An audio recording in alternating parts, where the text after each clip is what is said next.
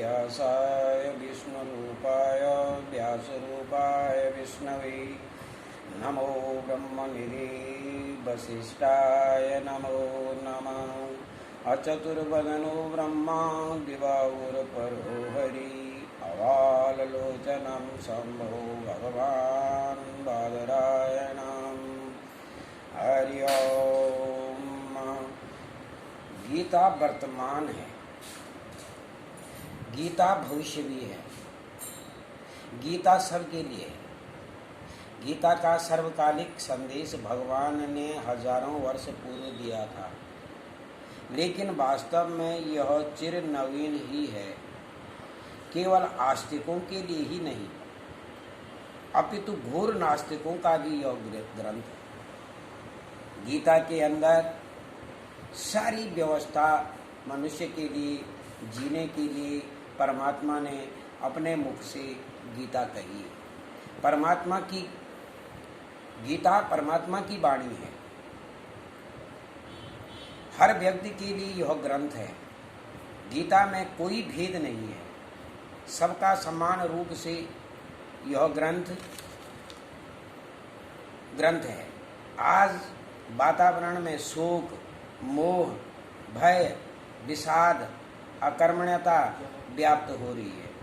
आओ हम निमित्त बने एक अच्छे वातावरण के लिए, अच्छे समाज, शुद्ध प्रदूषण, सबल राष्ट्र के लिए। गीता इसमें परम सहयोगी ग्रंथ है।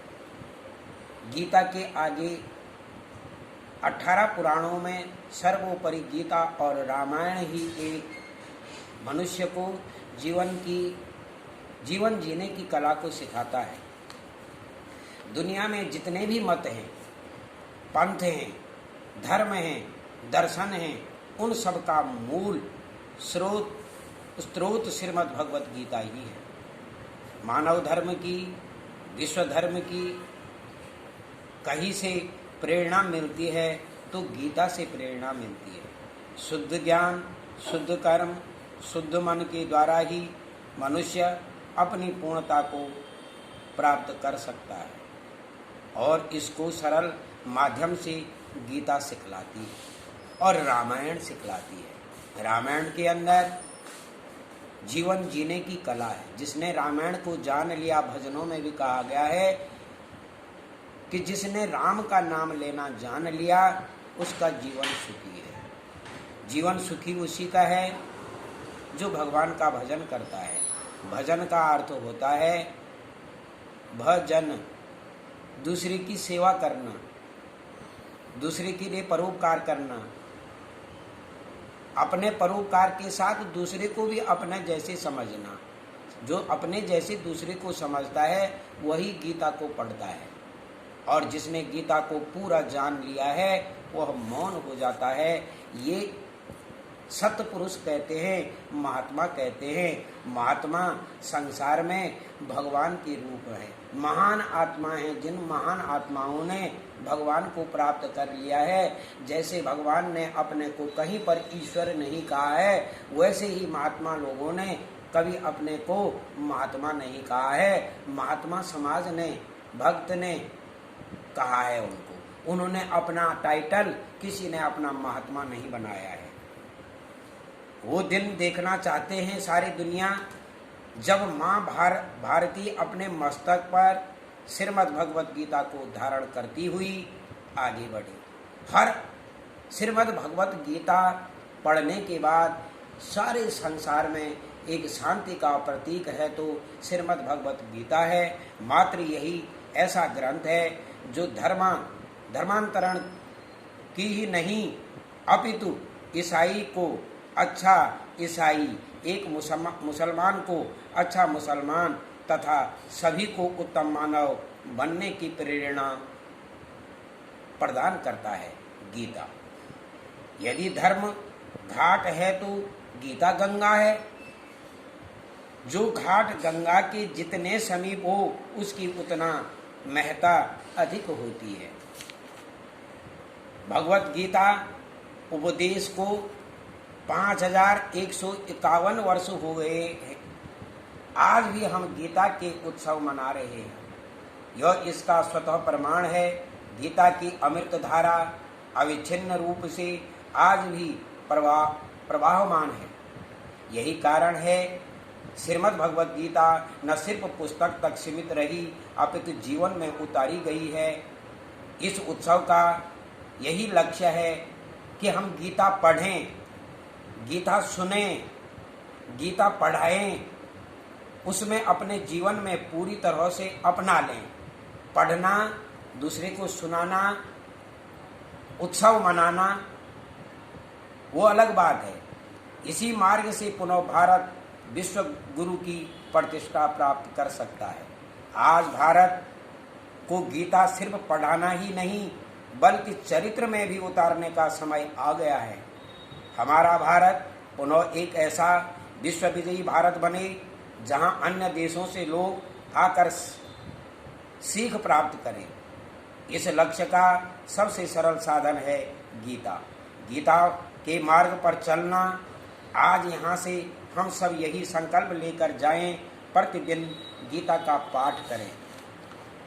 श्रीमद् भगवद गीता ऐसा सार्वकालिक सर्वदेशिक संविधान है जिसे संपूर्ण मानव समाज के कल्याणार्थ भगवान ने अपनी वाणी से प्रकट किया है। अन्य संविधान को देश काल परिस्थिति के अनुसार चलना पड़ता है, किंतु गीता शाश्वत रूपा है जो हमेशा सत्य रूप में सभी का मार्ग प्रशस्त करता है और करेगा। गर्व है कि गीता का पारकट्य स्थली में मुझे जन सेवा करने का शुभ अवसर प्राप्त हुआ है। गीता का पारकट्य स्थान है कुरुक्षेत्र। कुरुक्षेत्र गीता में सबसे पहले श्लोक आता है कि धर्म क्षेत्रे कुरुक्षेत्रे समावेता युत्सव मामका पांडवश्चैव किम कुर्वन्तु संजय। कि हे संजय, धर्म भूमि कुरुक्षेत्र में इकट्ठे हुए युद्ध की इच्छा वाले मेरे और पांडु पुत्रों ने भी क्या किया।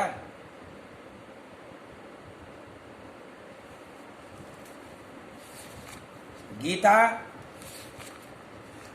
सर्वशास्त्रमयी गीता, सब शास्त्रों के सबसे ऊपर गीता ही है। सार्वधिक महत्वपूर्ण प्रभाव पक्ष रहा है।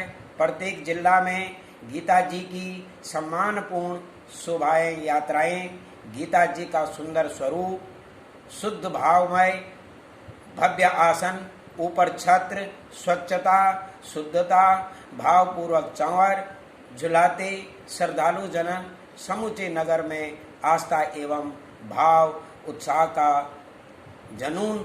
स्थान स्थान पर अनेक स्थानों में प्रतिष्ठानों द्वारा कहीं गीता पूजन आरती, कहीं प्रसाद की व्यवस्था।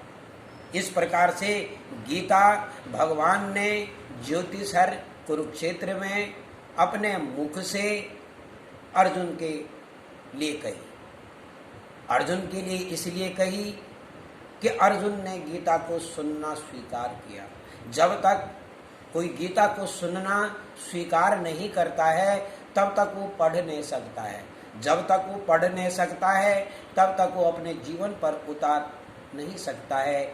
इसलिए गीता का स्वाध्याय घर पर हमेशा करें, प्रातः काल करें, दिन में करें, सायं करें, चारों वक्त हर पहर में भगवान का ध्यान करें। और भगवान ने गीता में यही कहा है जिसमें हम संकीर्तनों के द्वारा भी कहते हैं, ओम नमो भगवते वासुदेवाय।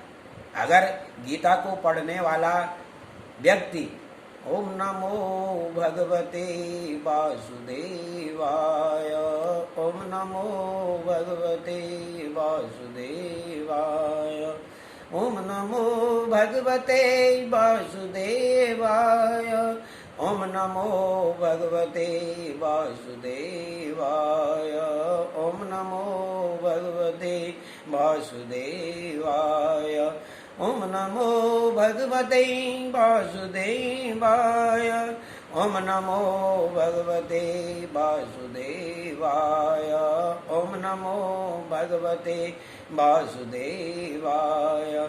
वासुदेवाय कृष्ण चंद्राय वासुदेवाय श्री कृष्ण चंद्राय ओम नमो भगवते वासुदेवाय ओम नमो भगवते वासुदेवाय ओम नमो भगवते वासुदेवाय ओम नमो भगवते वासुदेवाय रामचंद्राय वासुदेवाय कृष्णचंद्राय वासुदेवाय ओम नमो भगवते वासुदेवाय ओम नमो भगवते वासुदेवाय ओम नमो भगवते वासुदेवाय ओम नमो भगवते वासुदेवाय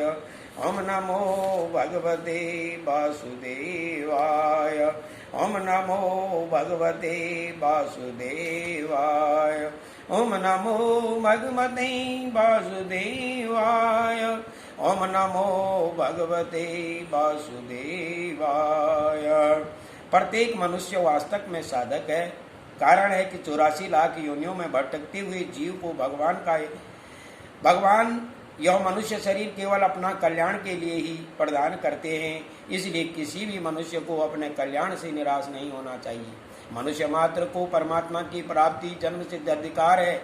साधक होने के नाते मनुष्य मात्र अपने साध्य को प्राप्त करने में स्वतंत्र सामर्थ्य योग्य अधिकारी है। सबसे पहले इस बात की आवश्यकता है कि मनुष्य अपने उद्देश्य को पहचान कर दृढ़ता पूर्वक यह स्वीकार कर ले कि मैं संसारी नहीं हूँ, प्रत्युत साधक हूँ। मैं स्त्री हूँ, मैं पुरुष हूँ, मैं ब्राह्मण हूँ, मैं क्षत्रिय हूँ, मैं वैश्य हूँ, मैं शूद्र हूँ, मैं ब्रह्मचारी हूँ, मैं गृहस्थ हूँ, मैं वानप्रस्थ हूँ, मैं सन्यासी हूँ आदि मान्यताएं केवल सांसारिक व्यवहार की मर्यादा के लिए तो ठीक है, पर परमात्मा प्राप्ति में बाधक है। ये मान्यताएं शरीर को लेकर है, परमात्मा प्राप्ति शरीर को नहीं होती है, प्रत्युत स्वयं साधक को होती है। साधक स्वयं अशरीरी होता है। अर्जुन ने अपने वास्तविक उद्देश्य को पहचान लिया कि मुझे अपना कल्याण करना है, इसलिए वो युद्ध करने अथवा न करने की बात को न पूछकर अपने कल्याण का निश्चय उपाय पूछते हैं भगवान से। किस रूप में, किस भाषा में पूछते हैं? नहीं प्रपश्यामि मामाप्नुयाद्य यचोकममुच्चो कर्णमिन्द्रियाणाम् आवाप्य भूमा वसपत्न्यमेदं राज्यं सुराणामपि चाधिपत्यम्। कारण है कि पृथ्वी पर धन धान्य समृद्ध और शत्रु रहित राज्य, स्वर्ग में देवताओं का आधिपत्य मिल जाए तो भी इंद्रियों को सुखाने वाला मेरा जो ये शोक है वह दूर हो जाए, ऐसा मैं नहीं देखता हूँ। भगवान से कहते हैं कौन? अर्जुन। फिर संजय कहते हैं एवं मुक्ता ऋषिकेशा गुडाकेशो परम तपा योत्स इति गोविंद मुक्ता तुष्णी बहु। संजय बोलते हैं कि शत्रुतापन धृतराष्ट्र ऐसा कहकर निंद्रा को जीतने वाले अर्जुन अंतर्यामी भगवान गोविंद से मैं युद्ध नहीं करूंगा ऐसा साफ साफ कहकर चुप हो जाते हैं। अर्जुन चुप हो जाते हैं। मैं युद्ध कैसे करूं? वो चाचा है, वो मामा है, वो पोपा है, वो ताऊ है, वो ताई है, ये साले हैं, ये संबंधी है, इनसे मैं युद्ध करके क्या करूंगा?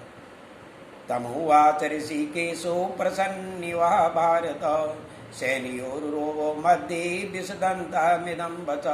हे भरत वंशोद्भव धृतराष्ट्र दोनों सेनाओं के मध्य भाग में विषाद करते हुए अर्जुन के प्रति हंसते हुए से भगवान ऋषिकेश यह आगे कहे जाने वाले वचन बोले। भगवान बोलते हैं किसके लिए? अशोचान्नवशोचस्त्वं प्रगावादस्य भाषसे गता सुंच नाशोचन्ति पंडिता। तुमने शोक करने योग्य का शोक किया है, विद्वता पंडिताई की बातें कह रहे हो, परंतु जिनके प्राण चले गए हैं उनके लिए, जिनके प्राण नहीं गए हैं उनके लिए पंडित लोग शोक नहीं करते हैं।